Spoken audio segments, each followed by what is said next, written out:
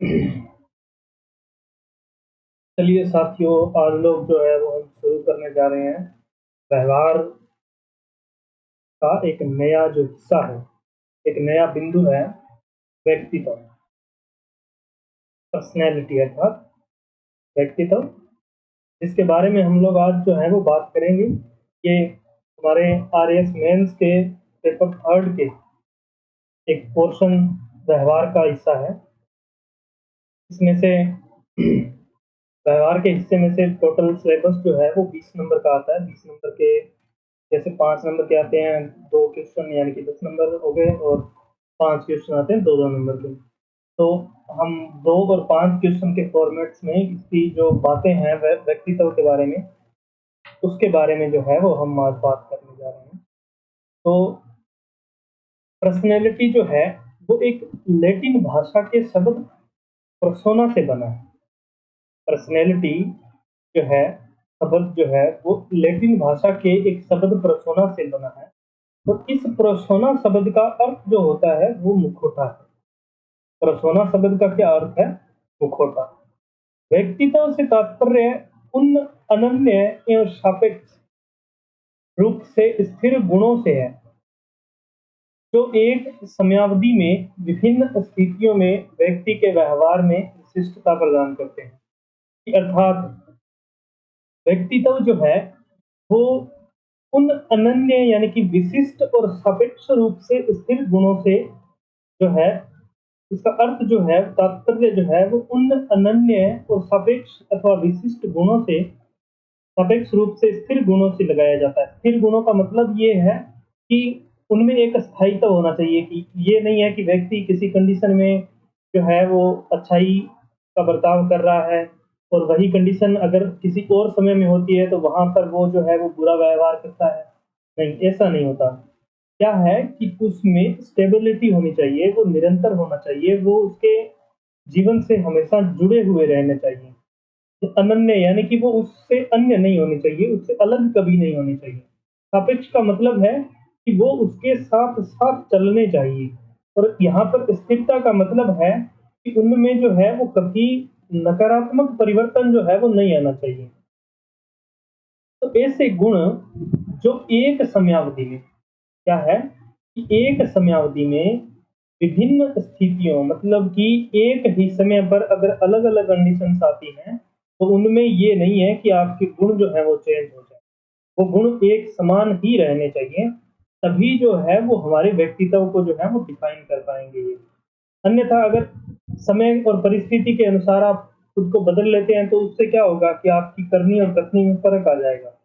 आप किसी समय कोई बात कहेंगे और फिर उसका जो है इम्प्लीमेंटेशन जो है वो आप किसी समय कुछ करेंगे। तो ये नहीं है। व्यवहार में जो है वो क्या होनी चाहिए? स्थिरता, यानी कि जो व्यवहार के जो गुण हैं, व्यक्तित्व के जो गुण हैं, उनमें क्या होनी चाहिए?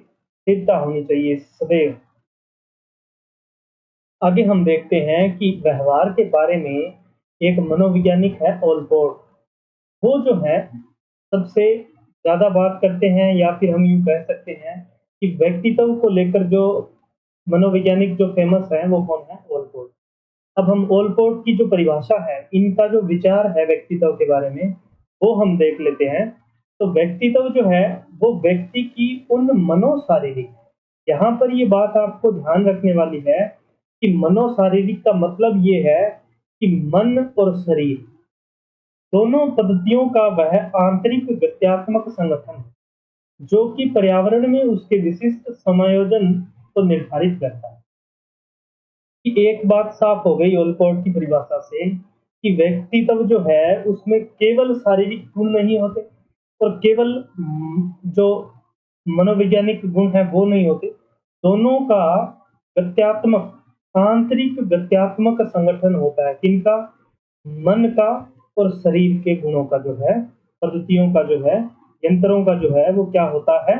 आंतरिक गत्यात्मक संगठन, जो कि पर्यावरण में यानी कि वातावरण में, यानी कि बाहरी माहौल जो है उसमें उसके विशिष्ट समायोजन को निर्धारित करता है। मतलब कि जो इसके ये गुण हैं, दोनों के दोनों गुण, वो जो है वो आंतरिक रूप से संगठित होते हैं, और वो उसे बाहरी वातावरण में ढलने में, यानी कि ढलने का मतलब है कि उसे समायोजित होने में क्या करते हैं, सहायता करते हैं।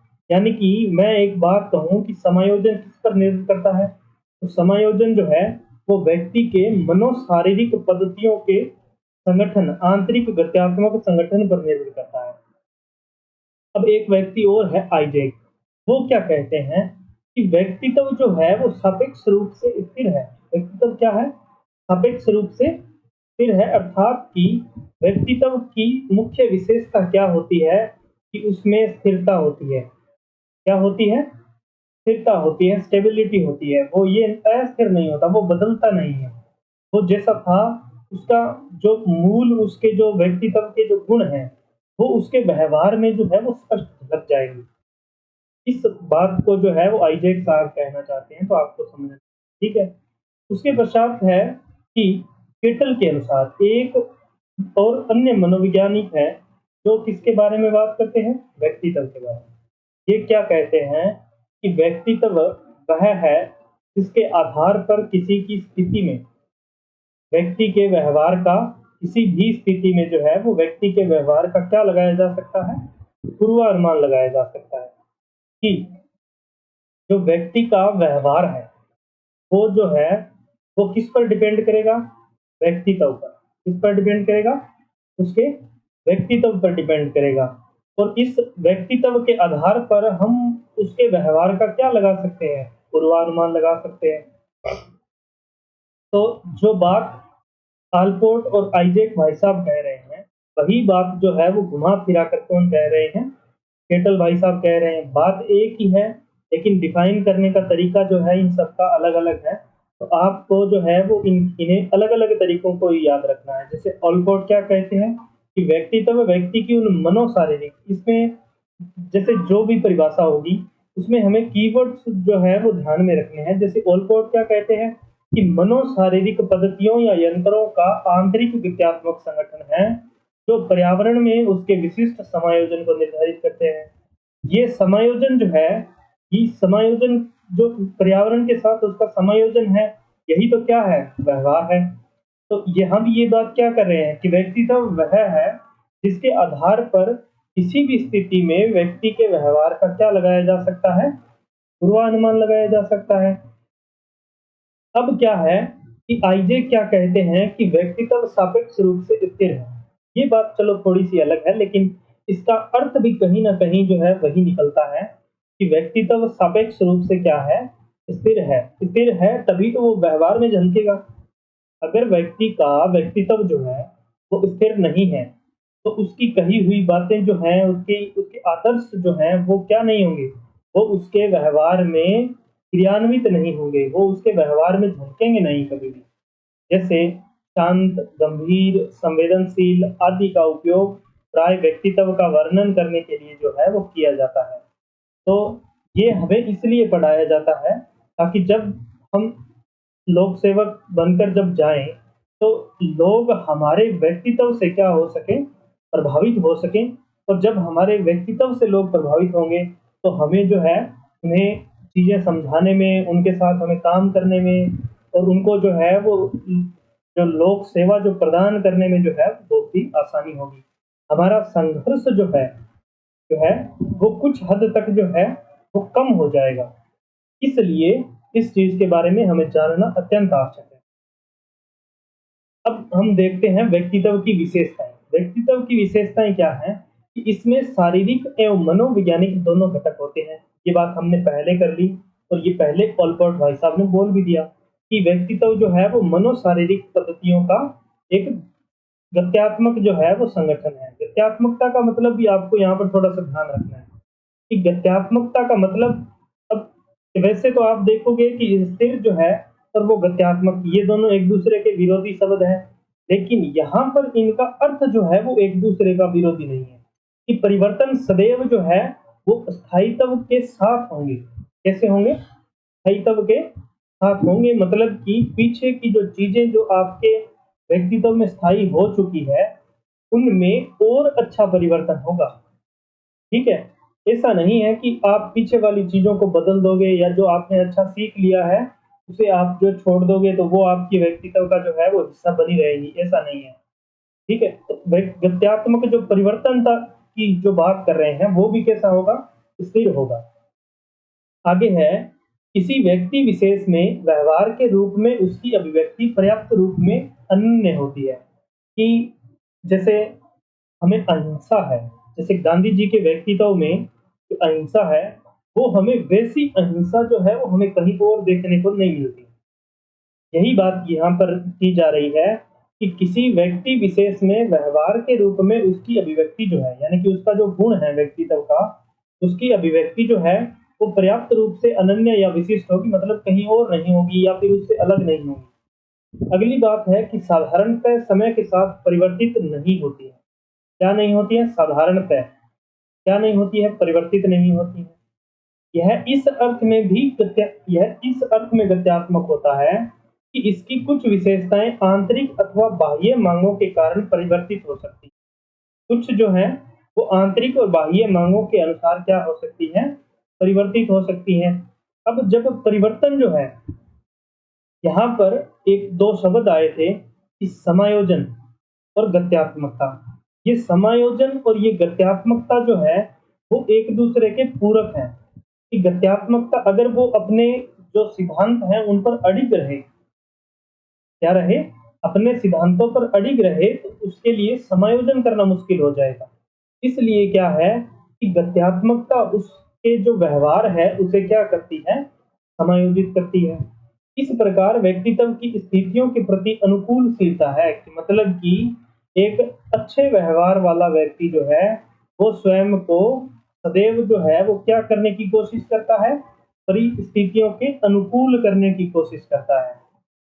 आगे देखें तो व्यक्तित्व के अध्ययन के प्रमुख उपागम जो है उन्हें हम जानने की कोशिश करते हैं। क्या करते हैं? व्यक्तित्व के प्रमुख उपागम। अब हम देखते हैं पहला उपागम जो है वो है प्रारूप उपागम। कौन सा उपागम है? प्रारूप उपागम। इसमें व्यक्ति की व्यवहार परक विशेषताएं जो है, कुछ विशेषताओं के कुछ व्यापक स्वरूपों का परीक्षण कर व्यक्तित्व को समझने का प्रयास जो है वो किया जाता है। प्रत्येक व्यवहार परक स्वरूप व्यक्तित्व के किसी एक प्रकार को इंगित करता है। ये बात जो है आसान सिंपल सी बात है कि इसमें व्यक्ति की व्यवहार परक विशेषताओं को के कुछ व्यापक स्वरूपों का परीक्षण जो है उनके आधार पर, मतलब कि एक रूप से हम देखें कि मोटे तौर पर जो है वो व्यक्ति के व्यक्तित्व को यहाँ पर परखने की बात की जा रही है। आगे हम देखें कि शेल्डन जो है वो क्या कहते हैं, कि उन्होंने व्यक्तित्व को प्रारूप उपागम जो है उसके अंतर्गत ही आता है। शेल्डन का जो वर्गीकरण है वो, शेल्डन ने व्यक्तित्व को शारीरिक बनावट और स्वभाव के आधार पर जो है वो 3 भागों में बाँटा है। तो आपको सिंपल सी बात है कि शेल्डन का जो व्यक्तित्व प्रारूप है, जो व्यक्तित्व का जो अध्ययन का उपागम जो है, वो आपको याद रखना है। तो आपसे 5 नंबर में ये बात पूछी जा सकती है कि शेल्डन के व्यक्तित्व जो का सिद्धांत जो है व्यक्तित्व का, उसे आप परिभाषित कीजिए। तो आपको याद रखना है कि शेल्डन ने पहली बात तो ये कि किस आधार पर बाँटा है व्यक्तित्व को? शारीरिक बनावट और किसके आधार पर है? स्वभाव के आधार पर। दूसरी बात है कि इन्होंने कितने भागों में व्यक्तित्व को विभाजित किया है? 3 भागों में। पहला है गोलाकृति, दूसरा है आयताकृति और तीसरा है लंबाकृति। अब हम देखते हैं कि ये तो हो गई आकृति के आधार पर बात। इनको नाम दिया गया किस आधार पर? आकृति के आधार पर। गोल, आयत और लंब, ठीक है? तो इस तरह से आपको याद रखना है। उसके पश्चात ये है इन्होंने जो व्यवहार जो स्वभाव जो है उसकी बात की है कि जो गोलाकृति, जो गोल लोग होते हैं, जो मोटे लोग होते हैं, वो स्वभाव में कैसे होते हैं? मृदुल होते हैं, मिलनसार होते हैं, मृदभाषी होते हैं और सामाजिक होते हैं। तो सिंपल सी बात है, ये कुछ बातें थी गोलाकृति जो व्यक्तित्व वाले लोग हैं उनके बारे में। तो हमें इनके बारे में कुछ समझाने की वैसे ज़रूरत है नहीं। तो सिंपल सी बात आपको याद रखनी है कि गोलाकृति वाले जो लोग हैं वो कैसे होते हैं? मोटे, गोल और मृदुल होते हैं, मिलनसार होते हैं, मृदभाषी होते हैं और सामाजिक होते हैं। आयताकृति मजबूत व सुसंगठित रूप जो है इनका होता है। ये सदैव क्या रहते हैं, ऊर्जावान रहते हैं और साहसी रहते हैं। फिर बात है लंबाकृति के बारे में, ये पतले, लंबे और सुकुमार होते हैं। ये कलात्मक होते हैं, कुशाग्र बुद्धि वाले होते हैं और अंतर्मुखी होते हैं।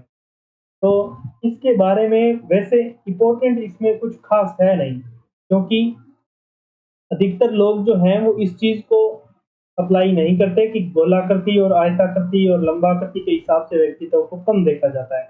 इसलिए जो है वो इसका उतना यूज़ जो है वो नहीं हो पाता। फिर आगे हम बात करें कि भारतीय इतिहास में जो है वो कुछ वर्गीकरण दिए गए हैं।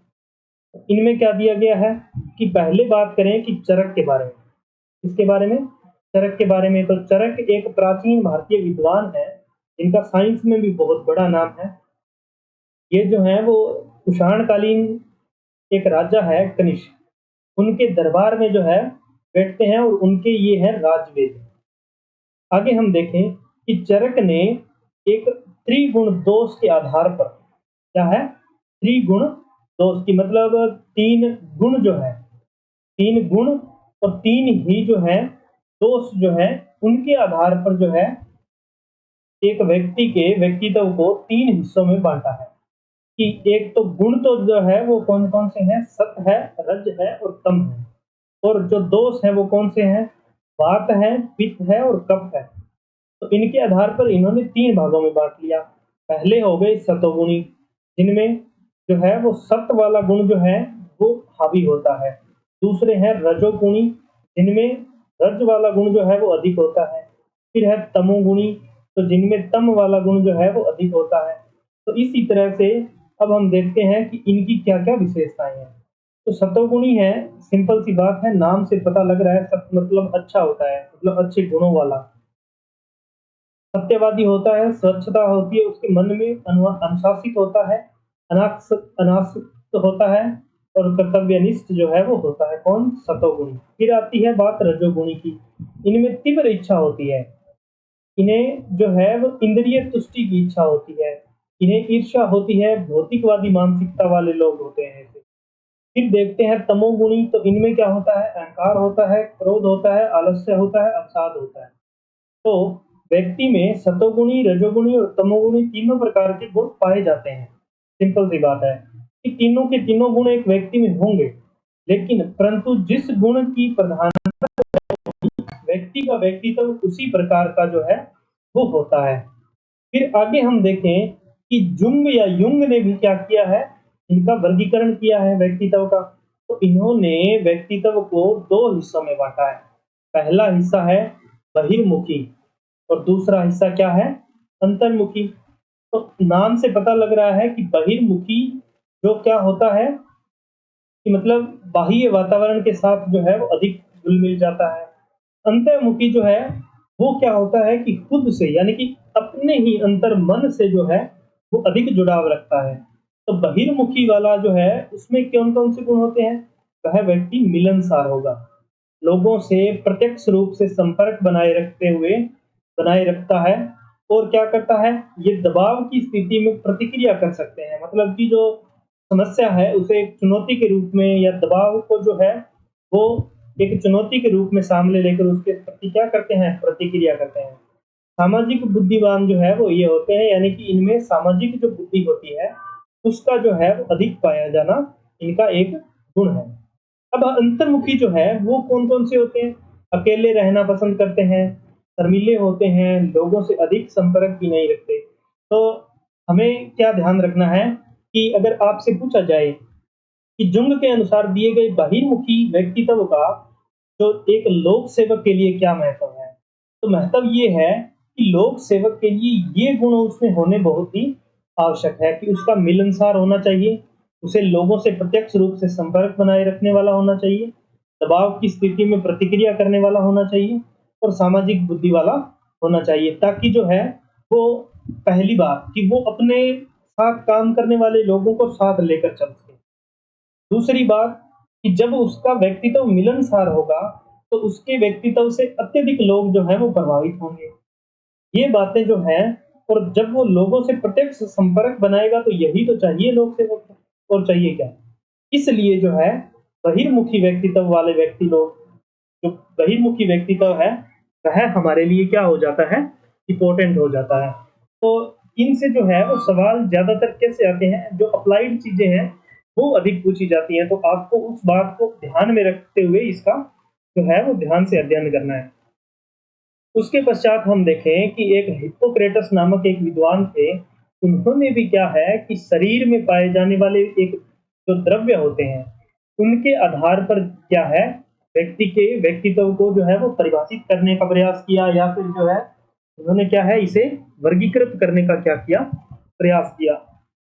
तो हम देखते हैं कि पहले होते हैं उत्साही, दूसरे होते हैं श्लेष्मिक, तीसरे होते हैं विवादी और चौथे होते हैं क्या, कोपशील। जो उत्साही होते हैं वे सक्रिय होते हैं और ऊर्जावान होते हैं। जो श्लेष्मिक होते हैं वो स्वतंत्र होते हैं, निर्णय जो है उनमें लेने की योग्यता जो है वो अत्यधिक होती है। ये लक्ष्य उन्मुख होते हैं। कैसे होते हैं, लक्ष्य उन्मुख होते हैं। कौन से, श्लेष्मिक जो है वो कैसे होते हैं, स्वतंत्र, निर्णय क्षमता होती है इनमें, और ये लक्ष्य उन्मुखी होते हैं। विवादी जो है वो क्या करते हैं, डिटेल स्टडी। क्या मतलब, यहाँ पर सिंपल सी बात ये है कि इसका अर्थ है कि वो डिटेल स्टडी इसलिए करते हैं कि वो विवाद ढूंढने का प्रयास करते हैं, क्योंकि अगर हम ऊपर-ऊपर से पढ़ेंगे तो विवाद जो है वो मिलना मुश्किल है, इसलिए वो क्या करते हैं, डिटेल स्टडी करते हैं, विस्तृत अध्ययन करते हैं, चिंतन करते हैं। फिर क्या है कि कोपशील, कोपशील जो है वो कैसे रहते हैं, शांत रहते हैं। उनमें क्या होती है, अत्यधिक जो सहानुभूति की भावना जो है वो पाई जाती है। फिर हम देखें कि फ्रेडमैन जो है, फ्रेडमैन और रोजमैन जो है, वो भी क्या करते हैं, व्यक्तित्व को परिभाषित करने का प्रयास करते हैं। किस आधार पर, मनोसामाजिक जोखिम कारकों के आधार पर जो है व्यक्तित्व को विभाजित किया है। किनके आधार पर, मनोसामाजिक जोखिम कारकों के आधार पर किन्होंने विभाजित किया है, फ्रीडमैन और रोजमैन ने। इन्होंने क्या बताए, type A, type B, type C, इस तरह से जो है वो इन्होंने बताया। तो अब हम टाइप ए देखते हैं कि टाइप ए के अंतर्गत ऐसे व्यक्तित्व वाले लोगों में उच्च स्तरीय अभिप्रेरणा, उच्च स्तरीय क्या होती है, अभिप्रेरणा होती है। धैर्य की क्या होती है, कमी होती है। समय की क्या होती है, कमी होती है। समय का जो है कमी का अनुभव जो है वो इन्हें होता है, क्योंकि धैर्य की कमी होगी तो इसका मतलब जो है वो इन्हें क्या होगा, समय का अभाव उत्पन्न जो है वो ऐसा होने लगेगा। उत्प्लावन की ओर, उत्प्लावन और कार्यबोझ का अनुभव होता है कि जो धैर्यवान नहीं होगा, उससे मान लीजिए कि उसने एक दिन में टारगेट लिया कि मुझे कोई 4 काम करने हैं। मान लीजिए कि उससे शाम तक जो है वो 3 काम हुए और 1 काम जो है वो रह गया। तो अगर धैर्यवान व्यक्ति होता तो वो उसे कल या फिर उसे धीरे-धीरे करने का प्रयास कर लेता। लेकिन वो खुद के मन को जो है वो समझा लेता कि जो है ये काम होगा। लेकिन ऐसे व्यक्ति जो हैं, वो इन सब चीज़ों के कारण, मतलब धैर्य की कमी के कारण जो है, वो डिप्रेशन में आने लगते हैं कि वो कार्य को एक क्या लेते हैं, बोझ की तरह लेते हैं।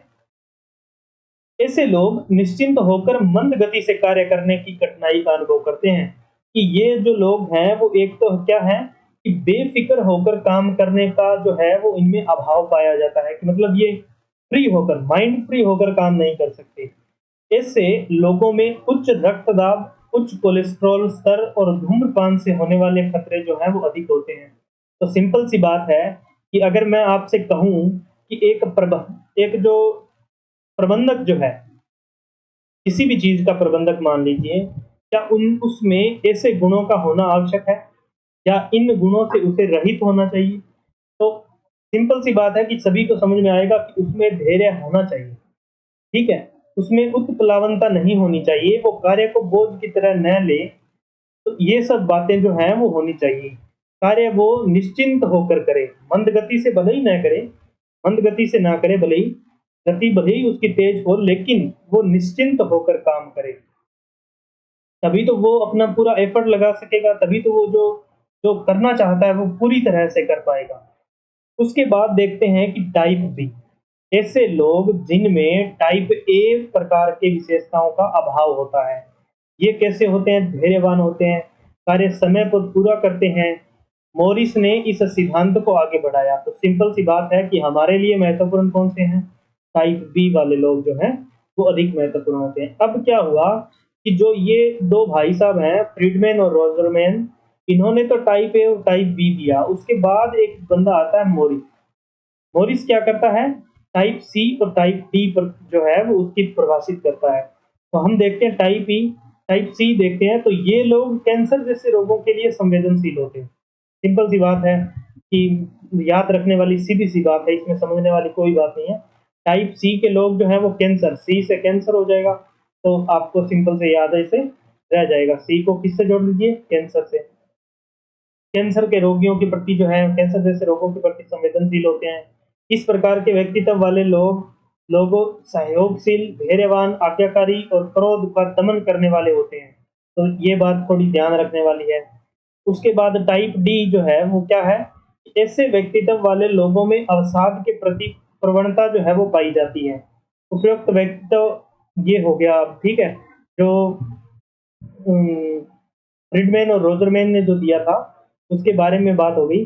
अब क्या है कि उपयुक्त व्यक्तित्व प्रकार के व्यक्ति जो हैं वो सामान्यतः आकर्षित करने वाले होते हैं। क्या होते हैं, आकर्षित करने वाले होते हैं, किंतु वे अत्यंत संवेदनशील होते हैं। इनका मानव व्यवहार अत्यधिक जटिल होता है और परिवर्तनशील होता है। आगे हम देखते हैं कि व्यक्तित्व के जो उपागम थे वो हो गए। अब है जो पहला उपागम था वो हो गया, कौन सा था, पर प्रारूप उपागम जो है उसकी हमने बात कर ली। यहाँ पर तो प्रारूप उपागम के अंतर्गत कौन सा आता है, एक तो सेल्डन आ गया, फिर कौन आ गया, चरक आ गया, फिर कौन आ गया, जुंग या युंग आ गया, फिर कौन आया, हिप्पोक्रेटस आया, फिर फ्रीडमैन और रोजरमैन आ गए, फिर कौन आया, जो मॉरिस है वो आ गए। अब जो है पहला उपागम समाप्त हो गया। अब हम देखते हैं दूसरा उपागम, और दूसरा उपागम कौन सा है, शील गुण उपागम या शील गुण सिद्धांत जो है वो है व्यक्तित्व का अध्ययन का जो दूसरा उपागम है वो। शील गुण सिद्धांत की बात करें तो यह सिद्धांत व्यक्तित्व का निर्माण करने वाले मूल तत्वों की खोज करता है। इनकी एक टर्म आई है, मूल तत्व, और सिद्धांत का नाम, उपागम का नाम क्या है, शील गुण उपागम। तो इसमें किसकी बात हो रही है, मूल तत्वों की। मूल तत्वों की खोज करता है। कौन से मूल तत्व, जो मूल तत्व व्यक्तित्व का क्या करते हैं, निर्माण करते हैं। यह उपागम विशिष्ट मनोवैज्ञानिक गुणों पर बल देता है जिसके आधार पर व्यक्तित्व में भिन्नता पाई जाती है। शील गुण सिद्धांत व्यक्तित्व भिन्नता के आधार पर व्यक्तित्व के वर्गीकरण का प्रयास करता है। तो शील गुण उपागम जो है वो किसके आधार पर प्रयास करता है बांटने का, व्यक्तित्व को, व्यक्तिगत भिन्नता जो है उसके आधार पर। शील गुण सिद्धांत की विशेषताएं हैं कि शील गुण जो है वो समय की सीमा पर अपेक्षाकृत स्थित होते हैं। क्या होते हैं, समय की सीमा पर जो है वो स्थित होते हैं। विभिन्न स्थितियों में सामान्यतः संगति पाई जाती है, मतलब कि विभिन्न स्थितियों में जो है, जो मान लीजिए कि किसी के व्यक्तित्व का एक गुण जो है वो विभिन्न परिस्थितियों में सामान्यतः क्या होगा, एक जैसा ही जो है वो होगा। ये बात हम पहले भी करके आ चुके हैं, तो इसको समझने में जो है वो ज्यादा कठिनाई नहीं है। इनकी शक्ति व समायोजन एक व्यक्ति से दूसरे व्यक्ति में भिन्न पाई जाती है। कि जैसे कि ये भी बात हम पहले कर चुके हैं, परिभाषा में हमने देखा कि वो अनन्य होगी। मान लीजिए कि जैसे किसी भी एक व्यक्ति के गुण को लीजिए आप, जैसे हम हिस्ट्री में जैसे हिटलर का जो है उसका जो जो तानाशाही वाला गुण है उसकी अगर हम बात करें, तो हिटलर का तानाशाही वाला गुण जो है वो अन्य किसी में नहीं पाया जा सकता जैसा उसमें पाया जाता है। तो यही बात यहाँ की जा रही है। जैसा गांधी जी की अहिंसा है तो वो केवल गांधी जी में ही पाई जा सकती है, और लोगों में अहिंसा का भाव हो सकता है लेकिन उसकी तुलना जो है वो उससे नहीं हो सकती। वो जो गांधी जी की तुलना है, गांधी जी की अहिंसा जो है वो बिल्कुल अलग है, वो अपनी उनकी एक अहिंसा है। तो यही बात यहाँ की जा रही है कि व्यक्तित्व ऐसे शील गुण जो है उनमें क्या होता है कि शक्ति व संयोजन जो है एक व्यक्ति से दूसरे व्यक्ति में भिन्न पाई जाएगी, जिसके कारण व्यक्तित्व में व्यक्तिगत भिन्नता जो है वो क्या होती है, पाई जाती है। तो इसी के आधार पर जो है वो जो ये लोग जो है वो विभाजन करते हैं। तो पहला जो है वो ओलपोर्ट का सिद्धांत है, शील गुण सिद्धांत। इसका शील गुण सिद्धांत है ऑलपोर्ट का। ऑलपोर्ट कहता है कि इसने शील गुणों को 3 भागों में वर्गीकृत किया है। जो ओलपोर्ट भाई साहब हैं उन्होंने शील गुणों को कितने भागों में जो है वो विभाजित किया है, 3 भागों में। 3 भाग देखते हैं कौन कौन से हैं। पहला भाग है प्रमुख विशेषक।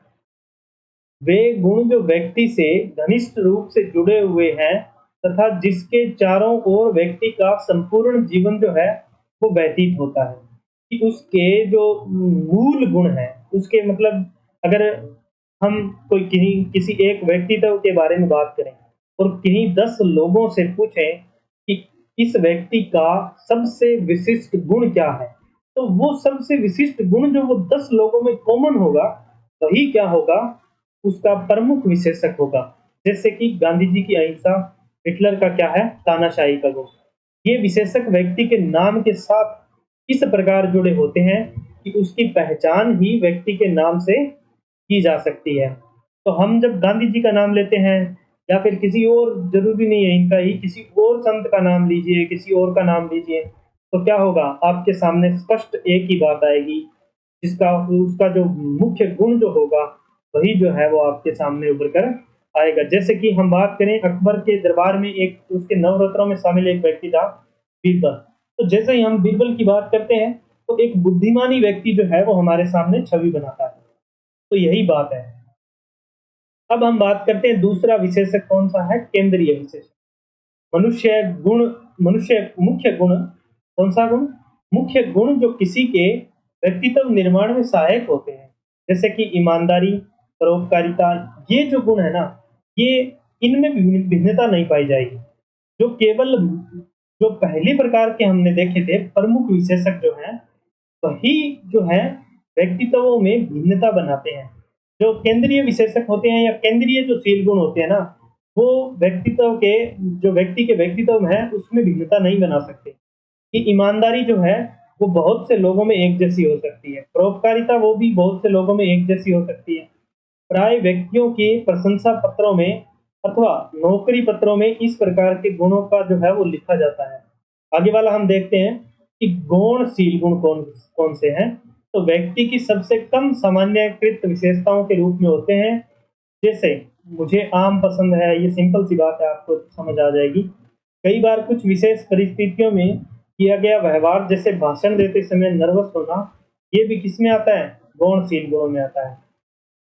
उससे क्या है कि गौणशील गुण और केंद्रीयशील गुण है, जो है ना, उससे क्या है, किसी व्यक्ति को पहचाना नहीं जा सकता। पहचाना सिर्फ उसे किस गुण से जाएगा? जो उसके प्रमुख विशेषण यानी कि प्रमुख शील गुण जो है, उन्हीं से पहचाना जाएगा।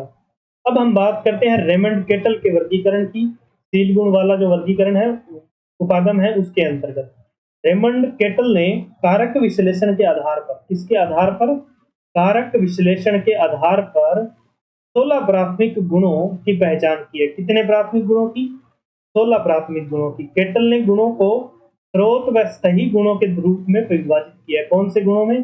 स्रोत गुण और क्या है? सही गुण, सतही गुण जो है उनमें विभाजित किया है।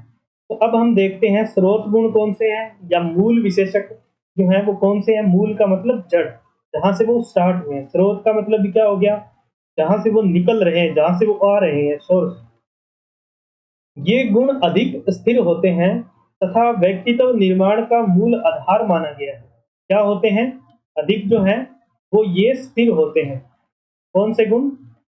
स्रोत गुण या मूल विशेषक गुण जो हैं, मूल विशील गुण जो हैं, वो क्या होते हैं? अधिक स्थिर होते हैं और व्यक्तित्व के निर्माण का मूल आधार माना गया है। अगर मैं कहूँ कि ओलपोर्ट के ये विशेषक जो गुण हैं, विशेषक जो शील गुण है, सेम वैसे ही है, तो इसमें कोई दो राय नहीं है कि केटल के मूल विशेषक और ओलपोर्ट के जो प्रमुख विशेषक जो हैं वो एक ही है, स्रोत गुण जो है वो एक ही है। अब है सतही गुण यानी कि पृष्ठ विशेषक, सरफेस जो गुण है वो है जो व्यक्ति के किसी गुण को दर्शाने के योग्य बनाते हैं। ये गुण स्रोत गुण के साथ अंतर क्रिया से ही बनते हैं, जैसे व्यक्ति का संवेदनशील होना, ईमानदार होना। केटल ने व्यक्तित्व के परीक्षण हेतु 16 कारक विश्लेषण प्रश्नावली का विकास किया। तो केटल ने कौन सी प्रश्नावली का विकास किया? 16 कारक विश्लेषण प्रश्नावली का विकास जो है वो किसने किया है? केटल ने किया है। किस लिए किया है? व्यक्तित्व के मापन के लिए। अब हम देखते हैं कि आइजेक का शील गुण सिद्धांत जो है वो क्या है। तो इनका जो आधार है बांटने का वो क्या है? आइजेक ने जैविक और आनुवंशिक कारकों, इनके आधार पर, जैविक और आनुवंशिक कारकों के आधार पर व्यक्तित्व का सिद्धांत जो है वो दिया है। आइजैक ने व्यक्तित्व को दो वृहद जो आयाम है उनमें विभाजित किया है। पहला आयाम है जो है वो कौन सा है?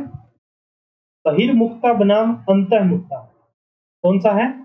बहिर्मुखता बनाम क्या है? अंतर्मुखता। फिर क्या है कि तंत्रिका तापी वर्सेस क्या है? सांवेगिक स्थिरता। तंत्रिका तापी वर्सेस क्या है? सांवेगिक स्थिरता। फिर बाद में आइजैक ने एक और आयाम जोड़ दिया, वो कौन सा है? मन मनःस्थापिता बनाम सामाजिकरण। मनःस्थापिता बनाम सामाजिकरण। वैसे अगर देखा जाए तो इनके नाम से स्पष्ट हो रहा है कि बहिर्मुखता बनाम अंतर्मुखता, तंत्रिका तापी बनाम सामयिकता और मनःस्थापिता बनाम क्या है? सामाजिकरण। इनको हम देख लेते हैं डिटेल में। तो पहला जो है वो अंतर्मुखिता बनाम क्या है? बहिर्मुखिता जो है उसमें क्या कहा गया है? इसका तात्पर्य है कि किसी मात्रा तक लोगों में सामाजिक उन्मुखता पाई जाती है। क्या पाई जाती है? सामाजिक उन्मुखता कि मतलब भले ही व्यक्ति कितना भी अंतर्मुखी हो, कितना भी अंतर्मुखी जो है वो व्यक्ति हो, उसमें कुछ न कुछ सामाजिक उन्मुखता तो पाई जाएगी। भले ही वो उसके अपने माता-पिता या अपने बाहर वालों से ना बोले, पर अपने घर में तो वो बोलेगा ही बोलेगा। बहिर्मुखता से तात्पर्य है कि वे लोग जो अधिक सामाजिक और मिलनसार और सक्रिय होते हैं। तो सिंपल सी बात है कि सामाजिक उन्मुखता जो है वो दोनों में ही पाई जाएगी। लेकिन दोनों में जो है वो किसी में बहिर्मुखिता ज़्यादा होगी और किसी में क्या होगा? अंतर्मुखिता जो है वो ज़्यादा होगी। अंतर्मुखता मुक मुक अंतर्मुखता से मुखता से तात्पर्य है जो अधिक अध्यात्म आत्म केंद्रित और शांत और निष्क्रिय और सतर्क रहते हैं। इनमें किसी नेगेटिव बात का नहीं है। इनका मीनिंग जो है वो नेगेटिव बात से नहीं है। इनमें क्या होता है कि आत्म केंद्रित मतलब स्व चिंतन जो है वो अधिक करते हैं, ये शांत रहते हैं, निष्क्रिय रहते हैं और सतर्क रहते हैं। फिर क्या है कि जो तंत्रिका तापिता बनाम जो संवेदनशीलता है, उससे क्या मतलब है कि इससे तात्पर्य है कि लोगों में किस मात्रा तक अपनी भावनाओं पर नियंत्रण है। क्या है? किस मात्रा तक अपनी भावनाओं में जो है वो नियंत्रण है।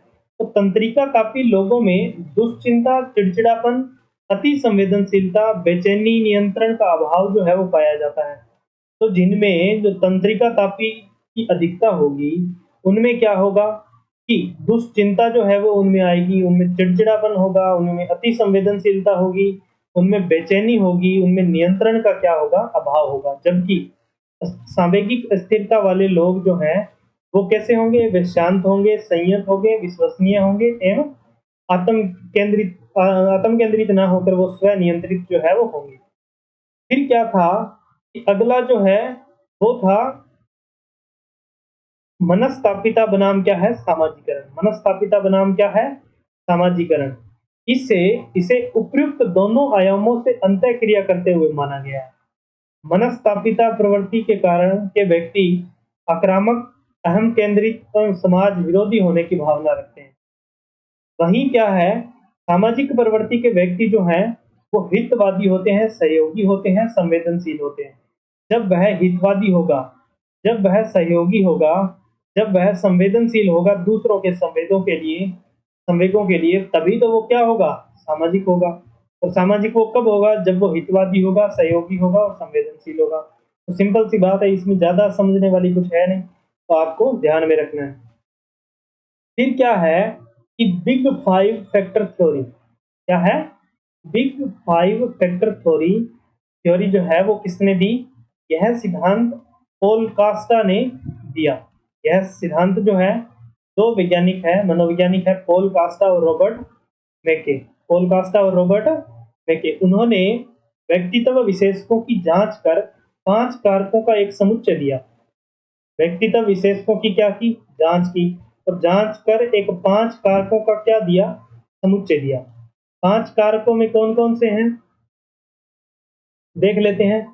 तो ओ का मतलब है कि ओपननेस यानी कि खुलापन, नए विचारों के प्रति उदार, रचनात्मकता, कल्पनाशीलता, उत्कृष्टता को प्राथमिकता, ये सब क्या है कि ओपननेस के तत्व हैं।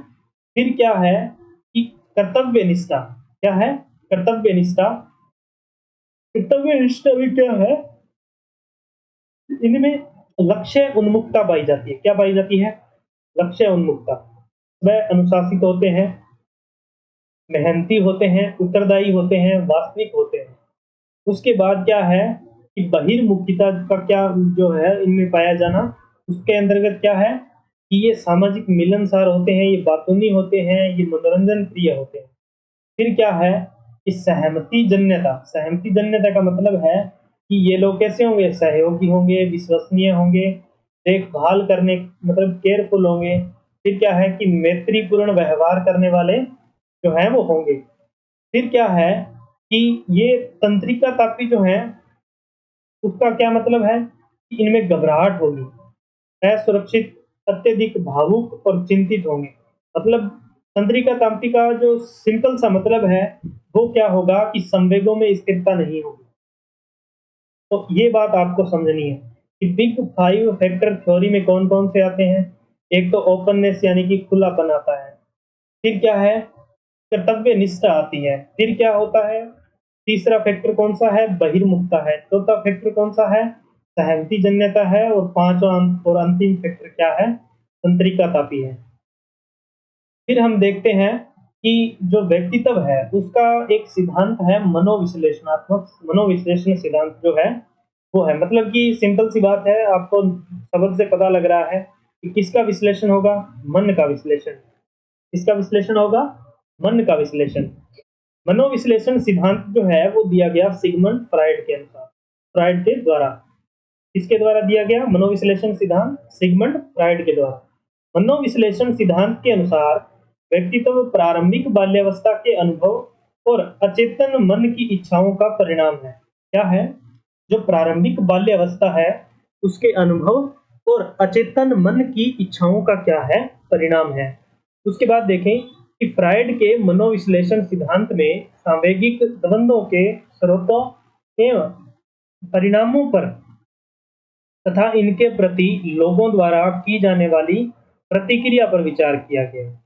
तो फ्राइड क्या कहते हैं कि मनोविश्लेषण सिद्धांत में क्या किया गया है?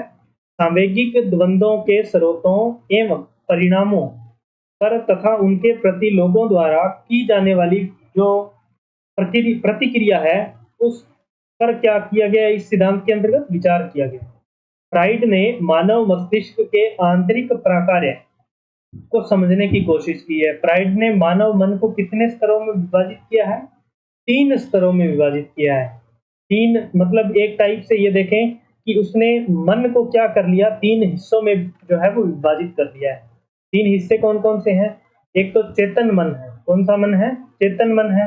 और दूसरा क्या है कि पूर्व चेतन या फिर अर्ध चेतन मन है। और तीसरा है अचेतन मन। तीसरा कौन-सा है? अचेतन मन। तो चेतन मन जो है वे चिंतन, भावनाएं एवं विचार जिनके प्रति मानव सचेत रहता है। जिनके प्रति मानव क्या रहता है? सचेत रहता है। यानी कि उनके प्रति क्या रहेगा? सजग रहेगा उनको पूरा करने का, उन इच्छाओं को, उन भावनाओं को जो है, उन विचारों को क्या है कि लागू करने का या फिर उनको पूरा करने का प्रयास जो है उसके लिए करेगा। फिर क्या है कि पूर्व चेतन मन या अर्ध चेतन मन क्या है कि यदि व्यक्ति इन मानसिक क्रियाओं पर ध्यान दे तभी सचेत रहता है, अन्यथा जो है वो नहीं होता। कि मतलब अगर ऐसी इच्छाएं हैं जो आज आप आज पूरी नहीं कर सकते, लेकिन आपके वो ज़हन में है कि हम जो है वो कल अगर ऐसी परिस्थितियों का निर्माण हुआ तो हम इन इच्छाओं की पूर्ति जो है वो करेंगे। तो ये भावनाएं, ये इच्छाएं जो है वो किसमें शामिल होगी? पूर्व चेतन मन में। और 100% ये है कि इनको तो पूरा करना ही करना है, वो इच्छाएं, वो भावनाएं किन में होंगी? चेतन मन। फिर क्या है कि अचेतन मन, इन विचारों के प्रति व्यक्ति सचेत नहीं होता किसी भी कंडीशन में। मतलब ऐसी इच्छाएं, ऐसी भावनाएं जिनको हमेशा के लिए क्या है? दबा दिया गया है, या हम जो है उसे भुला देना चाहते हैं, उसे किसी भी हालत में जो है वो पूरा नहीं किया जा सकता। तो ऐसी जो है वो इच्छाएं किसमें होंगी? अचेतन में। अब क्या बात करते हैं व्यक्तित्व की संरचना के बारे में। किसके बारे में? व्यक्तित्व की संरचना। फ्राइड के अनुसार व्यक्तित्व की 3 प्रमुख कारक होते हैं। क्या होते हैं? 3 प्रमुख कारक होते हैं। हमने बात की कि पहले बात की कि फ्रायड जो है वो 3 स्तरों की बात करते हैं। किसकी बात करते हैं? 3 स्तरों के, किसके? मन के। फिर क्या कहता है कि फ्रायड कहता है कि व्यक्तित्व के कितने जो कारक हैं? 3 कारक हैं, ठीक है? तो 3 कारक कौन-कौन से हैं? एक तो इड है, एक ईगो है और एक क्या है? सुपर ईगो है। ये सुपर ईगो, ईगो और इड, इनमें थोड़ा-थोड़ा जो है वो मामूली-मामूली सा अंतर है, वो हम देखते हैं। तो इड का मतलब क्या है? इसका संबंध भौतिक आवश्यकताओं, काम, इच्छाओं और आक्रामक आवेगों की तात्कालिक तुष्टि से है। अगर सिंपल सी बात, अगर हम पीछे वाले को एक बार दोबारा रिवाइज़ करें, तो इड का मतलब जो है, इड का जो संबंध है, वो हम किससे मान सकते हैं? जो भौतिक आवश्यकताएँ हैं, उनसे मान सकते हैं। फिर क्या है कि यह सुख-पेशा सिद्धांत सुख-पेशा सिद्धांत पर जो है वो कार्य करता है। इड को नैतिक मूल्यों, समाज और दूसरे लोगों की परवाह नहीं होती। किसकी परवाह नहीं होती? नैतिक मूल्यों की परवाह नहीं होती, समाज की परवाह नहीं होती और दूसरे लोगों की परवाह नहीं होती। इड 2 प्रकार की मूल शक्तियों से ऊर्जा प्राप्त करता है। एक तो काम शक्ति या जीवन शक्ति, जिसे लिबिडो कहा गया है। क्या कहा गया है? लिबिडो भी कहा जाता है। यह ऊर्जा भौतिक आवश्यकताओं का या काम इच्छाओं को उकसाती है। तो आपसे ये पूछा जा सकता है 2 नंबर में कि लिबिडो क्या है? तो सिगमंड फ्रायड के अनुसार, जो उन्होंने व्यक्तित्व के प्रमुख 3 कारक बताए हैं, उनमें जो इड कारक है, उसमें क्या होता है कि जो काम शक्ति या जीवन शक्ति जो है, जो भौतिक आवश्यकताओं और काम इच्छाओं को उकसाती है, उसे ही क्या कहा गया है? लिबिडो कहा गया है। फिर हम बात देखें अगली कि जो दूसरी जो मूल शक्ति जो है, जिससे ऊर्जा प्राप्त होती है, वो कौन-सी होती है? मृत्यु प्रवृत्ति या आक्रामक प्रवृत्ति जो है, या मुमूर्षा जो है, वो क्या होती है? दूसरी शक्ति होती है। क्या होता है इसमें? यह प्रलयकारी शक्ति है, जो आक्रामकता एवं स्वयं को नुकसान पहुँचाने वाले कार्यों को उकसाती है। सिंपल सी बात है कि जो इड था, उसके अंदर 2 शक्तियाँ काम करती है। इड को सुचारू रखने के लिए, इड को स्टार्ट करने के लिए, इड को ऊर्जा प्राप्त करने के लिए जो है, वो 2 शक्तियाँ होती हैं। एक तो होती है काम शक्ति या जीवन प्रवृत्ति या लिबिडो, और दूसरी होती है मृत्यु प्रवृत्ति, आक्रामक प्रवृत्ति या मुमूर्षा। सिंपल सी बात है। इसमें समझने वाली कोई उतनी खास बात है नहीं कि इतना सिंपल से इसे बनाया गया है, इन नोट्स को तैयार किया गया है, तो आपको ज़्यादा जो है वो समझने में दिक्कत नहीं आएगी। फिर हम बात करते हैं दूसरे की, जो दूसरा प्रमुख कारक जो है व्यक्तित्व का, उसकी बात करते हैं ईगो। यह इड को वास्तविक धरातल पर लाता है। इड के अंदर आने वाली वे इच्छाएं जिन्हें वास्तविक धरातल पर लागू किया जा सकता है, क्रियान्वित किया जा सकता है, जिन्हें पूरा किया जा सकता है, ऐसी ऐसी इच्छाएं जो इड के अंदर आती हैं, लेकिन उन्हें पूरा नहीं किया जा सकता, वो तो इसमें नहीं आएंगी। लेकिन जिन्हें पूरा किया जा सकता है, वो क्या आती हैं?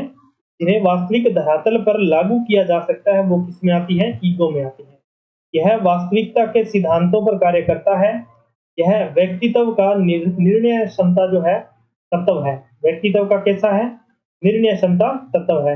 यह सामाजिक मान्यताओं, आवश्यकताओं, वास्तविकताओं और नियमों के अनुसार निर्णय को प्रेरित करता है कि जो सामाजिक स्ट्रक्चर जो हमारा बना हुआ है, ये उसी के अनुसार काम करेगा।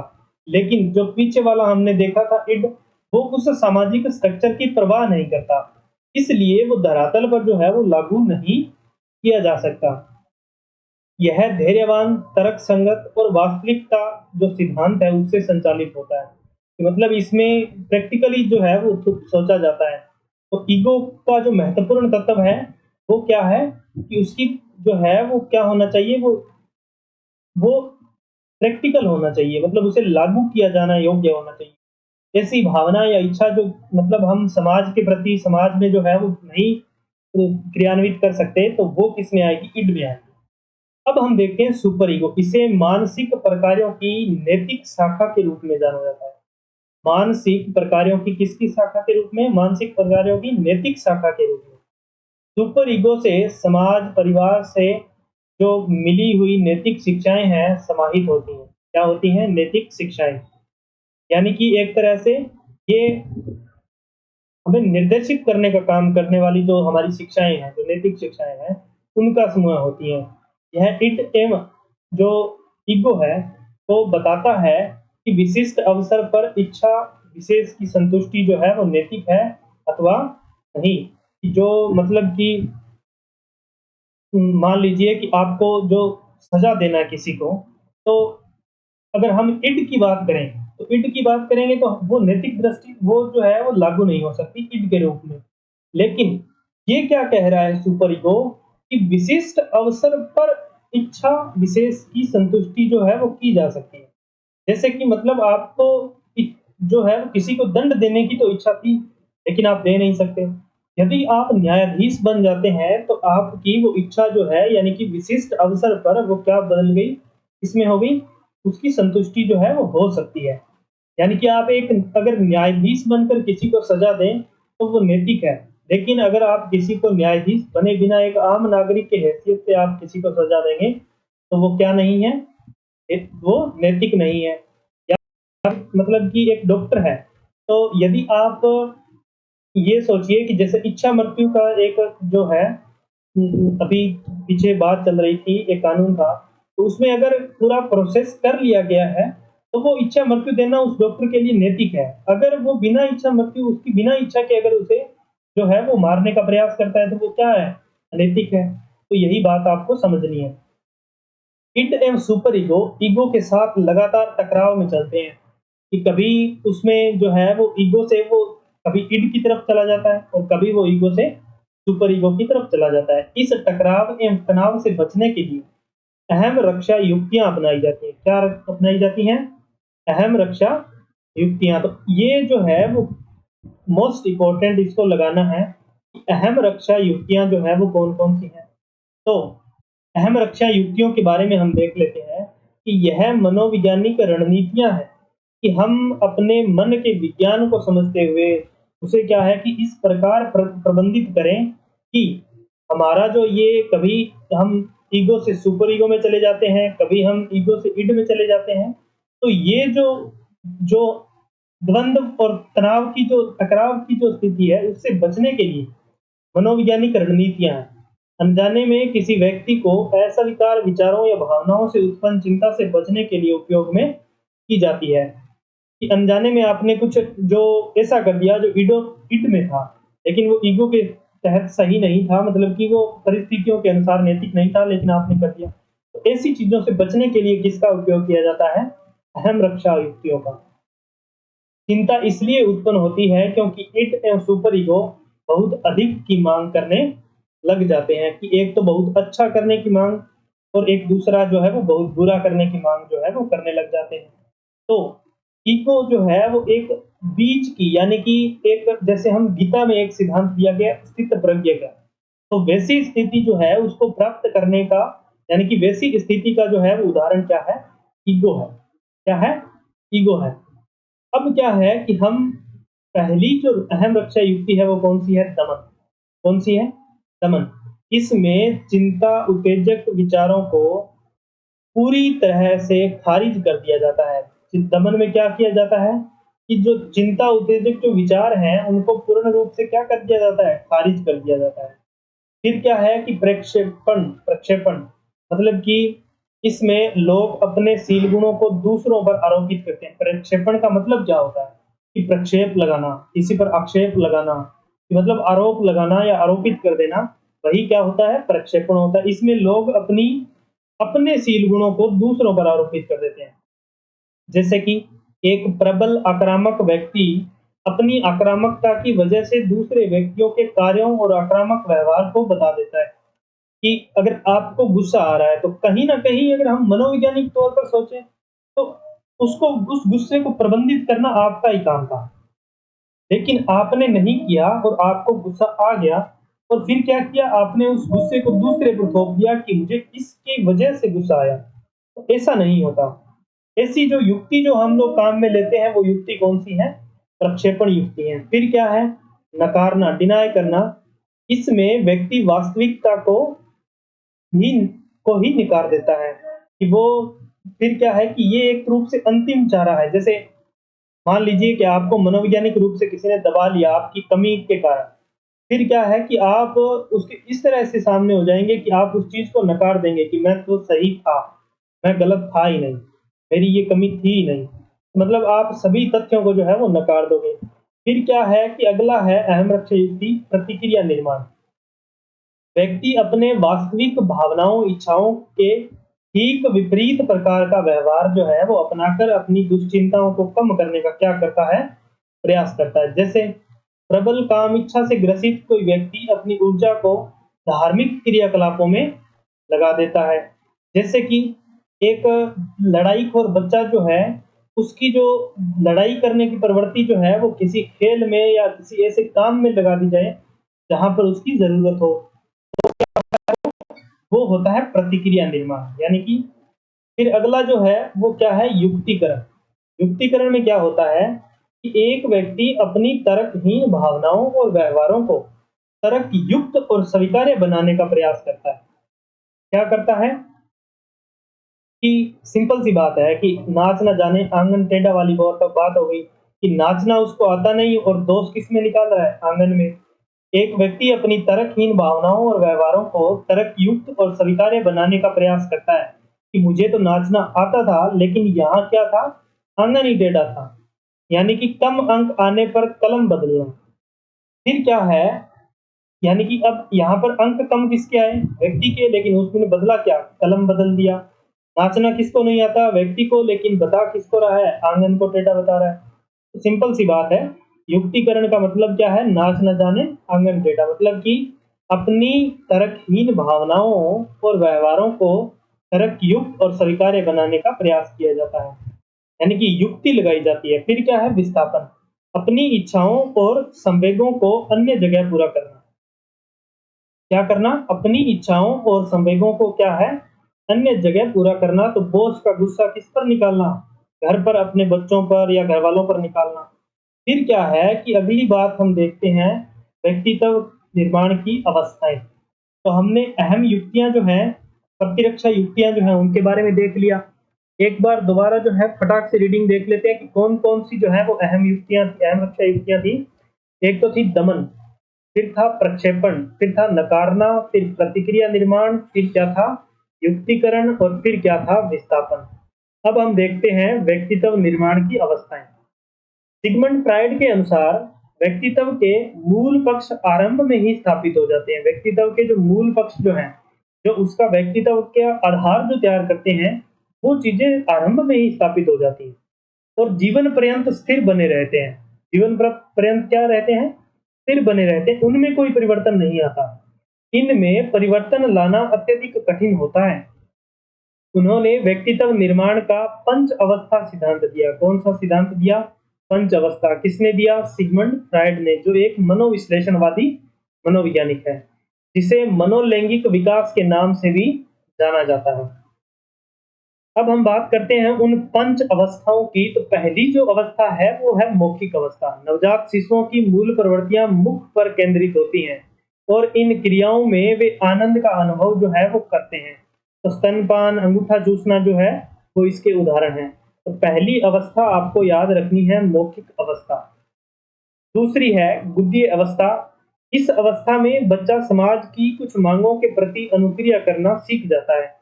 जैसे मूत्र त्यागना, मल त्याग, ये सब जो क्रियाएँ हैं, वो गुद्दीय अवस्था के अंतर्गत आती है। बच्चे इस आयु में इन क्रियाओं को करने में आनंद का अनुभव करते हैं। अब हम देखते हैं तीसरी अवस्था। तीसरी अवस्था जो है वो कौन-सी है? लैंगिक अवस्था। इस अवस्था में बालक नर और मादा में अंतर सीखता है। इस अवस्था मतलब लैंगिक असमानता जो है वो हमें कहाँ मिलती है? तीसरी अवस्था में। इस लैंगिक जो लैंगिक विभेद जो है वो देखने को मिलता है कहाँ? तीसरी अवस्था में। इस अवस्था में बालक माता की तरफ एवं बालिका पिता की तरफ जो है वो आकर्षित होते हैं। ये बात आपको ध्यान रखनी है। फिर क्या है कि कार्य प्रस्तुति अवस्था। इस अवस्था में काम इच्छाओं के अधिक जो है वो जागृत न हो पाने के कारण बालक अधिकांश ऊर्जा सामाजिक एवं उपलब्धि संबंधी क्रियाओं में व्यय करता है। तो कार्य प्रस्तुति अवस्था, उससे पहले कौन सी थी? लैंगिक अवस्था। उससे पहले क्या थी? गुद्दी अवस्था। और उससे पहले क्या थी? मौखिक अवस्था। तो ये 4 अवस्थाएं होगी और 5वीं अवस्था कौन सी है? जननांगीय अवस्था जो है वो होती है।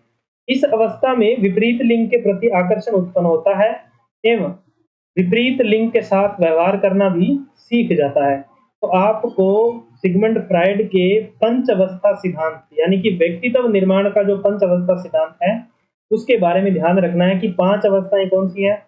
मौखिक अवस्था, बुद्धि अवस्था, फिर क्या थी? जो लैंगिक अवस्था, फिर क्या थी? कार्य प्रस्तुति अवस्था और फिर क्या थी? जननांगीय अवस्था। अब हम देखते हैं कि ये कुछ और भी जो बच गए थे अहम रक्षा युक्तियाँ, उनमें क्या है? स्थिरीकरण। बच्चा जब विकास की एक अवस्था से दूसरी अवस्था की तरफ बढ़ता है, तो जगत के प्रति अपने दृष्टिकोण को वो समायोजित कर देता है। किसी एक अवस्था में असफल विकास के कारण उस अवस्था पर बच्चों का स्थिर जो है वो हो जाता है, बच्चा स्थिर हो जाता है। जब विकास की एक अवस्था से दूसरी अवस्था की तरफ बढ़ता है बच्चा, तो जगत के प्रति अपने दृष्टिकोण को समायोजित कर लेता है। किसी एक अवस्था में असफल विकास के कारण उस अवस्था पर बच्चों का क्षीण हो जाता है। फिर क्या है कि प्रतिगमन। क्या है? प्रतिगमन। जब विकास की किसी अवस्था में व्यक्ति द्वारा किया गया समस्याओं का समाधान पर्याप्त नहीं होता है, तो उसे प्रतिगमन कहते हैं। यानी व्यक्ति द्वारा किया गया व्यवहार कम परिपक्व विकास की अवस्था को कोई विशिष्ट व्यवहार देता है, कोई विशिष्ट व्यवहार होता है। फिर क्या है कि अब हम बात करते हैं पश्च फ्राइडवादी। क्या है?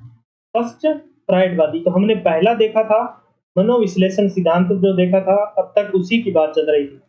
अब जो है बात हो रही है पश्च फ्राइडवादी या फिर नव मन जो विश्लेषणवादी है उनके बारे में। तो इनके कुछ नाम हैं जैसे Carl Jung, Alfred Adler, Karen Horney, Erich Fromm, Erik Erikson. तो आपको इसमें से जो है मोस्टली याद रखने हैं सभी को, तो हम इनको एक-एक करके देखते हैं। जैसे कार्ल यूंग। कार्ल यूंग क्या कहते हैं कि इसके अनुसार व्यक्तित्व पर पुराने अनुभवों के साथ-साथ भविष्य के उद्देश्यों का भी क्या पड़ता है? प्रभाव पड़ता है। यानी कि यूंग जो है वो किसकी बात कर रहे हैं कि एक तो वो अनुभवों की बात कर रहे हैं पुरानों की, और वो क्या कर रहे हैं? उद्देश्यों की बात कर रहे हैं जो उसके भविष्य में हैं। इनके अनुसार ही ऊर्जा काम इच्छाओं ही नहीं बल्कि आध्यात्मिक सृजनात्मकता इत्यादि को भी प्रेरित करती है। यानी कि एक तरह से जो फ्रायड ने जो बात कही थी उसको इन्होंने आगे बढ़ाया है कि केवल काम इच्छाएं नहीं बल्कि आध्यात्मिक सृजनात्मकता को भी क्या उत्पादित करती है? ऊर्जा जो है वो उत्पादित करती है। जैसे कि इन्होंने बताया है कि व्यक्तिगत अचेतन, सामूहिक अचेतन और जो आर्किटाइप्स हैं वो होते हैं, मतलब पैतृक यादें और चित्रण जो है उनसे बनता है। फिर क्या है कि अल्फ्रेड एडलर। कौन है? Alfred Adler. इनकी मान्यता है कि मानव व्यवहार जो है वो उद्देश्यपूर्ण एवं लक्ष्योन्मुख होता है। क्या होता है? उद्देश्यपूर्ण और लक्ष्योन्मुख होता है। एडलर के अनुसार प्रत्येक व्यक्ति अपर्याप्तता एवं अपराध की भावनाओं से ग्रसित होता है। प्रत्येक व्यक्ति जो है वो अपर्याप्तता और अपराध की भावनाओं से क्या होता है? ग्रसित होता है।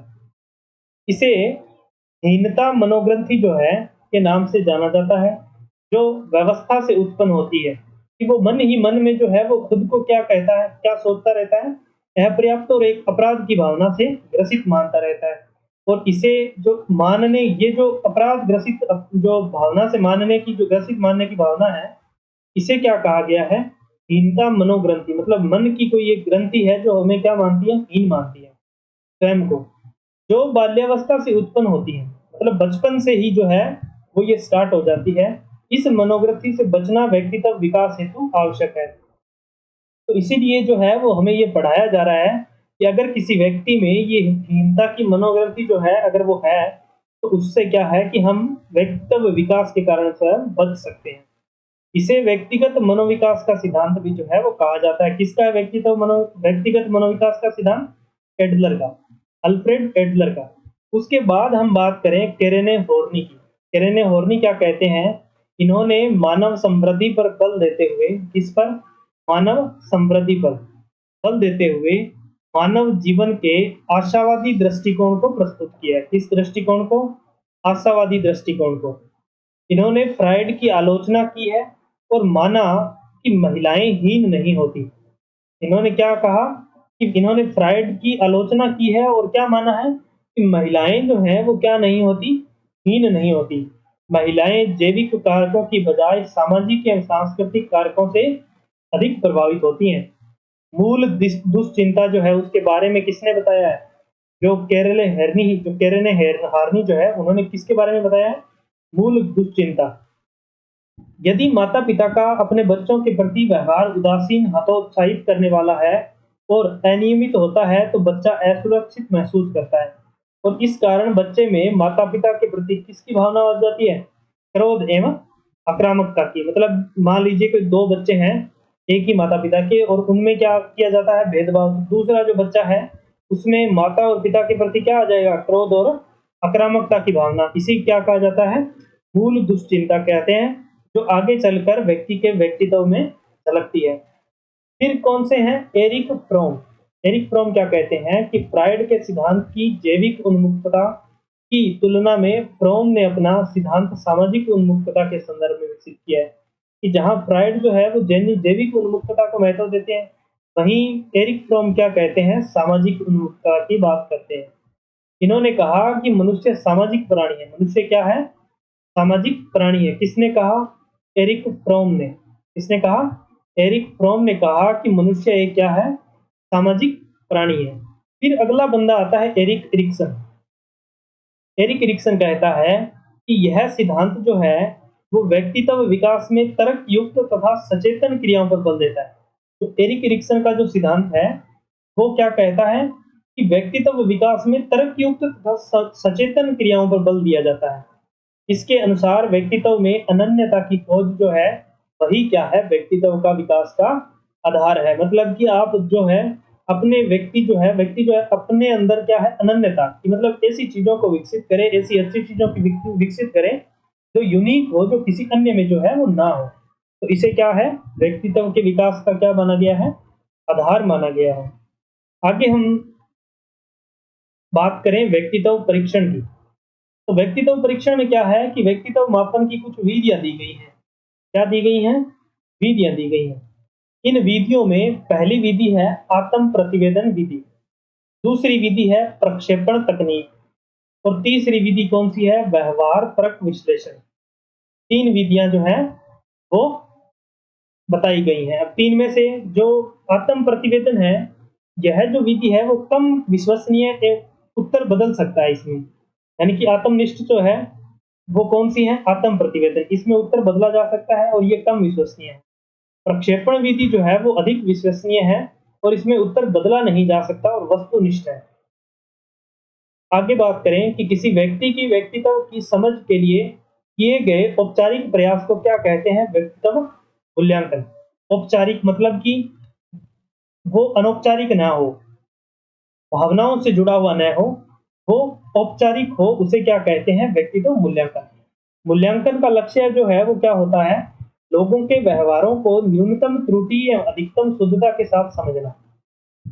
जो मूल्यांकन है व्यक्तित्व का, उसका उद्देश्य क्या है कि लोगों का जो व्यवहार है उसे न्यूनतम त्रुटि और अधिकतम शुद्धता के साथ समझना है। उनकी भविष्यवाणी करना होता है। मतलब पूर्वानुमान जो है वो लगाना होता है। किसका? व्यवहार का, व्यक्तित्व का। आत्म प्रतिवेदन मापन विधि जो है वो हम देखते हैं पहले।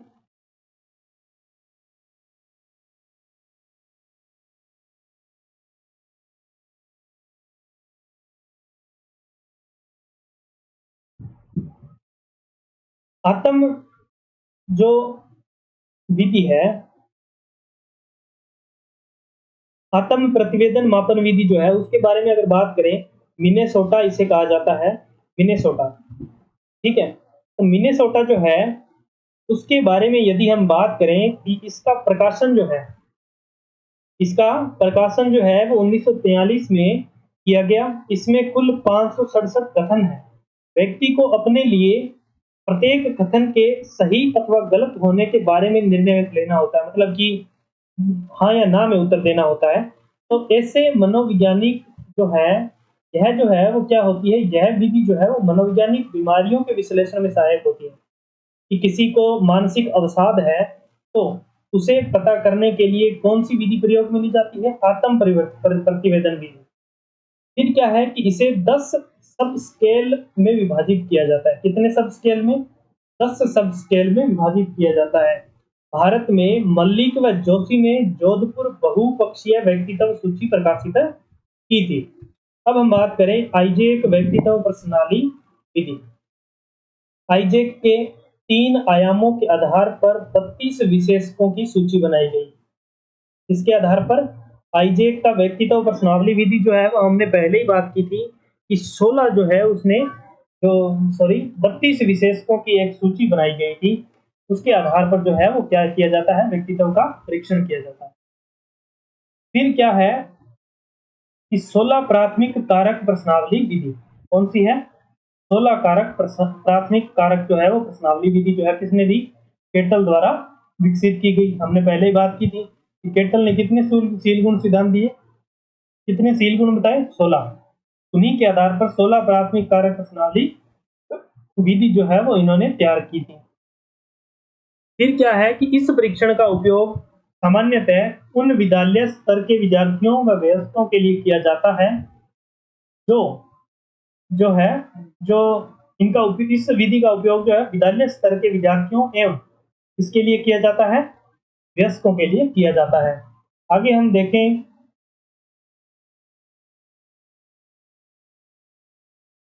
प्रक्षेपण तकनीक जो है, क्या है? प्रक्षेपण तकनीक।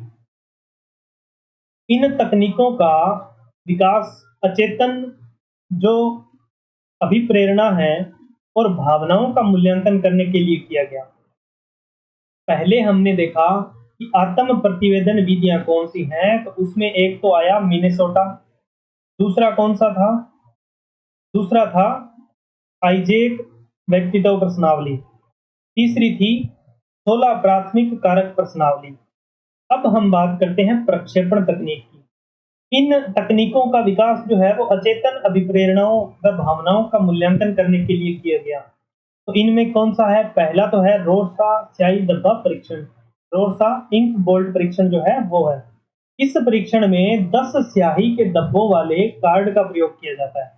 इसमें 5 कार्ड होते हैं, सफेद काले, एक सफेद काला होता है, 2 कार्ड लाल होते हैं और 3 कार्ड जो होते हैं वो क्या होते हैं? रंगीन होते हैं। तो हो गए टोटल 10। 5 कार्ड तो सफेद और काले और 2 कार्ड लाल और 3 कार्ड क्या होते हैं? रंगीन होते हैं। इन कार्डों पर दी गई आकृति पर अनुक्रिया के अनुसार व्यक्ति के व्यक्तित्व का परीक्षण का निर्धारण करने का प्रयास जो है वो किया जाता है। फिर अगली हम बात करें कि टीएटी टेस्ट मतलब थीमेटिक एप्रिसेप्शन टेस्ट जो है, यानी कि कथानक संप्रत्यक्ष परीक्षण जो है उसके बारे में बात करें तो ये दिया था मॉर्गन व हेनरी मुर्रे के द्वारा। किसके द्वारा? मॉर्गन व हेनरी मुर्रे के द्वारा। इसको दिया गया 1930 में। इस परीक्षण में कुल 31 कार्ड होते हैं। कुल कितने कार्ड होते हैं? 31 कार्ड होते हैं। जो हमने देखा रोरसा स्याही डब्बा परीक्षण था उसमें 10 कार्ड होते हैं, 5 सफेद और 5 काले। तो आपको ये परीक्षण जो है वो ढंग से इनको समझ लेना है, इनको याद कर लेना है ताकि हमसे पूछे तो हम बता सकें। थीमेटिक परीक्षण या जो टीएटी परीक्षण जो है, कथानक संप्रत्यय परीक्षण जो है उसके बारे में बात करें तो मॉर्गन और हेनरी मुर्रे द्वारा 1930 में प्रतिपादित किया गया था। इसमें कितने कार्ड होते हैं? 31 कार्ड होते हैं इसमें, जिस पर मानव जीवन की सामान्य घटनाओं से संबंधित कुछ स्पष्ट चित्र बने होते हैं। मानव जीवन की जो सामान्य घटनाएं हैं उनसे संबंधित कुछ विशिष्ट और सामान्य चित्र बने होते हैं। प्रत्येक कार्ड दिखाने के बाद एक छोटी सी कहानी लिखने को कहा जाता है, जिससे बच्चा जो है वो अपने पीछे जो जीवन है उसका, उसके अनुभव और जो उसके उद्देश्य जो है वो दोनों के दोनों उस कहानी में झलक रहे हैं। व्यक्ति द्वारा लिखी गई कहानी के आधार पर व्यक्तित्व का निर्धारण या परीक्षण जो है वो किया जाता है। उमा चौधरी ने भारतीय कथानक जो संप्रत्यय परीक्षण जो है वो तैयार किया है। फिर आगे क्या है कि वाक्य समापन परीक्षण। क्या है? वाक्य समापन परीक्षण जो है उसकी बात की गई है। इसमें क्या कहा गया है कि अपूर्ण वाक्य व्यक्ति द्वारा पूर्ण करवाया जाता है, जिसके द्वारा व्यक्तित्व का परीक्षण किया जाता है। जैसे कि मुझे गर्व है, आगे डैश डैश दिया है, मेरे माता-पिता, मुझे भय है कि, तो इससे जो है उसके जीवन का जो पीछे का हिस्सा है, उसके जो कुछ उसकी जो विशेषताएँ जो हैं वो इस वाक्य पूर्ति में झलकेगी। तो सिंपल सी बात है, जो उसने देखा है, जो उसने सुना है, जो उसने किया है, जो वो आगे सोच रहा है, वही तो इनमें लिखेगा। इसलिए इससे क्या होगा, उसका व्यक्तित्व परीक्षण होगा। इस तनीक तकनीक को अर्ध प्रक्षेपी तकनीक भी कही जाती है, क्योंकि इसमें अर्ध जो वाक्य हैं वो लिखे जाते हैं।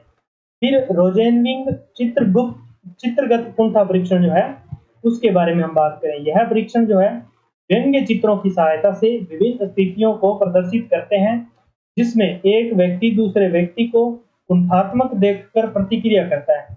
इस आधार पर व्यक्ति का परीक्षण जो है वो किया जाता है। आगे है वक्तव्यकन वक्यं व्यक्तांकन चित्रण विधि। क्या है? व्यक्तांकन चित्रण विधि जो है, यानी कि ड्रॉ पर्सन मेथड जो है, उसके बारे में बात करें। इस परीक्षण में व्यक्ति को एक कागज के पन्ने पर किसी व्यक्ति का चित्रांकन करना होता है एवं चित्र के पत्र पर कहानी लिखने का कहा जाता है। कि इस बार क्या है कि पीछे हमें एक चित्र देकर कहानी लिखने को कहा गया था। इसका मतलब कि हम डायरेक्ट उस घटना को याद करेंगे जो उस चित्र से जुड़ी होगी, लेकिन व्यक्तांकन चित्रण प्रणाली विधि जो है, उसमें क्या है कि चित्र भी हमें बनाना है और चित्र पर कहानी भी हमें लिखनी है।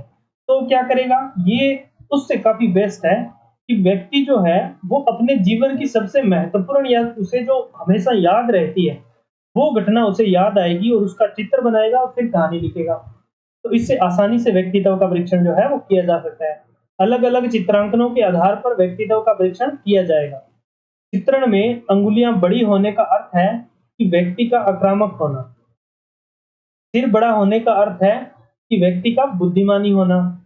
फिर क्या है कि अगला एक तीसरा परीक्षण जो है वो विश्लेषण जो है, मापनी विधि जो है वो कौन सी है? व्यवहार परक विश्लेषण मापन विधियां। उसमें कौन सी आती हैं? विभिन्न स्थितियों में व्यक्ति का व्यवहार उसके व्यक्तित्व के बारे में सार्थक सूचनाएं प्रदान करता है, जैसे कि साक्षात्कार, प्रक्षेपण, स्थिति परक परीक्षण इत्यादि जो है उनकी बात की गई है। तो इस तरह से ये जो हमारा व्यवहार के एक टॉपिक, जो एक और दूसरा टॉपिक जो है व्यक्तित्व, वो पूरा हो चुका है। पहले हमने देखा बुद्धि और अब हमने कर लिया है व्यक्तित्व। इसमें व्यक्तित्व के प्रकार, उसको निर्धारक तत्व जो हैं, उसके शील गुण जो हैं, वो सब हमने देख लिए, इसके सिद्धांत हमने देख लिए। तो आप इस वीडियो को अच्छे से देखें, 1-2 बार देखें ताकि आपको ये याद हो जाएँ। तो धन्यवाद, चलते हैं, मिलते हैं अगली क्लास में।